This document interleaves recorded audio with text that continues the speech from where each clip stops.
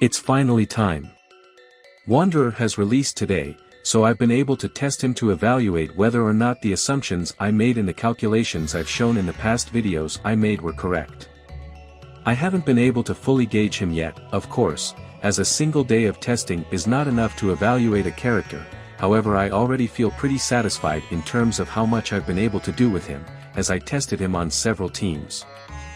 First, an important premise: the Wanderer that will be shown in this video is quite low investment, as talent levels aren't that high yet. He's lacking his main artifact set. Faruzan is not Constellation 6 and her talents are just at LV 6-2.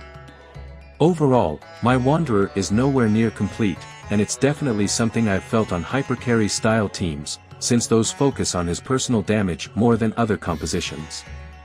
However, since I have quite a lot of experience on this game at this point, I can still somewhat gauge what he's potentially able to do based on the showcases I've been able to record.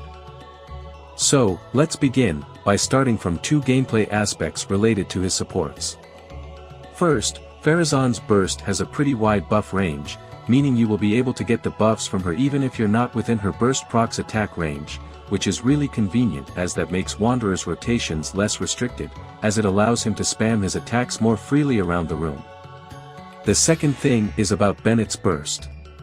In fact, through his self-inflict effect, Wanderer is indeed able to get the attack buff through his A1 passive, but you have to be careful, as there are instances where you don't get that pyro application on yourself fast enough if you press E on Wanderer immediately after switching on field. Now, about my experience with him. As I said, I tried him on several teams, namely Hypercarry with Genshin, Hypercarry with Yelan, Double Cryo with Bennett, Double Hydro with Faruzan, Double Electro with Bennett and others. Naturally, since as I said before my Wanderer is still at low investment, the teams that performed the best were generally the compositions with more sub-DPS, especially the ones with no Faruzan. In fact, Faruzan has some noticeable energy issues pre-C5, which make her annoying to use. The reason is that the only way for her to get any Anemo particles is using a charged attack after her elemental skill activation, which is not only slow in the best case scenario, but it can also be really frustrating if you miss opponents with the charged attack, which is not far-fetched on mobile, and not really uncommon with good controls either. I wouldn't say she's unusable at low constellations for Wanderer, but considering that based on my calcs, she's not even that great of a damage option for him before Constellation 6, any of her gameplay issues become much harder to justify as a result. If you've used Sarah before, Faruzan feels really similar to her pre-Constellation 5, except she has larger energy recharge issues which basically force her to use that charged attack once per rotation. In my pre-release video, I've shown a chart containing different combinations of buffs for Wanderer, and as you can see from there, below C6 Faruzan just doesn't have a significant enough impact on Wanderer to be treated as a must-have for him, so feel free to use compositions that don't include her. That said, it's not all bad. If you meet the energy requirements and if you have a few Favonius equipped on a team, the Yunjin Hypercarry team with Faruzan is definitely playable, although the energy issues might feel more apparent on boss rooms than on mob rooms where you get a lot of particles from enemies. Speaking about Wanderer now, he definitely feels like a fun character to use. His rotations are rather short, as they last around 19 seconds. A bit more of half of that duration is filled by Wanderer's uptime, which feels optimal, as his 10 to 13 seconds damage window fits the uptime of many strong supports and sub-DPS perfectly. For example, Yelan and Bennett fit on his teams like a glove. On my gameplay clips you probably have noticed I haven't used his elemental burst very often. The reason is that since I was using the Shimenawa set on him, I was worried of not being able to regain 15 energy before his next rotation, which would have caused a missed artifact set buff proc. His normal attacks have decent horizontal range, although they definitely don't attack wide enough to be considered great AoE. They also have a nice auto-tracking effect that allows them to follow enemies around, which is pretty nice considering they have quite long range, meaning it potentially allows Wanderer to attack opponents from far away, like bow users. On the other hand, his charged attack doesn't have a similarly long range, but it compensates by having better AoE. Overall, it just feels great to spam his attacks, as he doesn't have a delay after his combo strings end, allowing him to chain even multiple charged attacks consecutively without feeling clunky.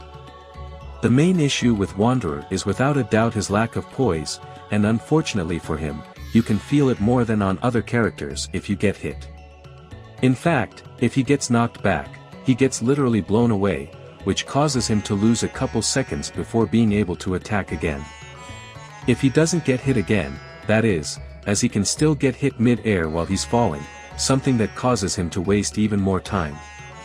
For this reason, I expect many people to use an interruption-resistant support with him, like Xingqiu, or a shielder like Layla or Toma. This isn't a huge deal, as all of them perform rather decently in damage calculations for him, but it's also true that his peak damage compositions generally don't include them.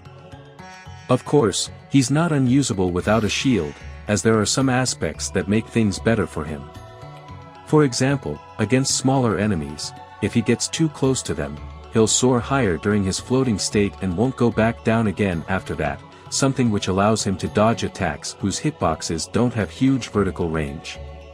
Also, thanks to his passive 4-related dash, you can get out of bad situations by dashing while not losing too much damage output, which is worth noting. Moreover, his attacks have solid knockback effect, especially his charged attacks, so you can somewhat stunlock opponents through that. If you manage to chain a good string of attacks, odds are you won't be attacked at all if you're facing enemies that can get affected by that. Meanwhile, against bosses, shields become much more of a requirement, especially big ones such as the Primo Giovashap, which will just continuously blow you away if you don't dodge all of his attacks. Last but not least, you definitely have to be careful not to be knocked back immediately after using his elemental skill, as there is a very small window post-activation where you can't dodge. Getting blown away is not only a significant damage loss, but also potentially a particle generation loss for the team since he generates particles by attacking, so it could definitely feel pretty bad in energy-hungry teams such as hypercarry comps. Speaking about the compositions I liked the most for him, Double Hydro and Double Electro feel pretty great because you're less restricted by movement in those cases, as staying within Bennett's burst range is not as huge of a deal there as it is for hypercarry compositions. His ability to drive sub-DPS through normal attacks gives him high team flexibility, and it should be easy for you to get satisfying team results by pairing him with Bennett and sub-DPS who can snapshot, such as Xianling or Beidou. That, of course, goes to the sub-DPS credit as well, but I think it's worth noting that, on the low end, Wanderer has versatile options that perform decently. Just beware of the fact you might have to give more ER than you usually do to those sub-DPS, as Wanderer runs on tight rotations that don't allow allies to get more than one elemental skill off, meaning characters like Yelan will definitely suffer on the team without a battery, if they don't have more than 200 ER. The one unit I don't feel like ever removing from his teams is definitely Bennett, as the mixture of buffs he brings through his elemental burst, the pyro-related buffs, as well as his impressive healing utility, make him just impossible to completely replace with another unit. He's just as instrumental on the hypercarry teams alongside Faruzan, as he is on teams without Faruzan.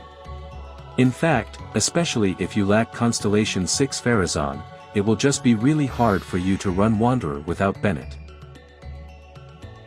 Overall, I'm neither impressed nor disappointed from my initial tests on Wanderer, since I had expectations of him being above average while having specific flaws. It was abundantly clear from the beta that the lack of poise would be annoying, although in practice it's more noticeable because of how big the knockback is. Character strength-wise, in my pre-release videos, I stated that his free-to-play potential wouldn't be the highest, as most of his peak teams are based on hypercarry playstyle, which doesn't really perform that greatly with low investment. Low investment options are decent, as I said before, but don't expect them to be particularly impactful for your account, for two main reasons. First, there are better low investment options than Wanderer teams around, specifically Dendro teams in general which perform incredibly well, or national teams. Second, in some of those low investment options he still use highly contested characters such as Yelan or Bennett, which could probably be used in better teams for your account. My initial judgment is that, if you plan to invest on Wanderer, he's a character that's worth pulling, since his peak Constellation 0 potential should be in range with other top-tier Genshin Impact DPS, such as Hu Tao, and his caveats aren't impossible to overcome. On the other hand, if you don't want to pull for C6 Faruzan or his signature weapon, you should probably skip him if you care about meta strength, as his decent performance on low investment teams might not necessarily be what you're looking for. I'm done for today, hope you enjoyed the video. If you did, leave a thumbs up and subscribe. See you next time.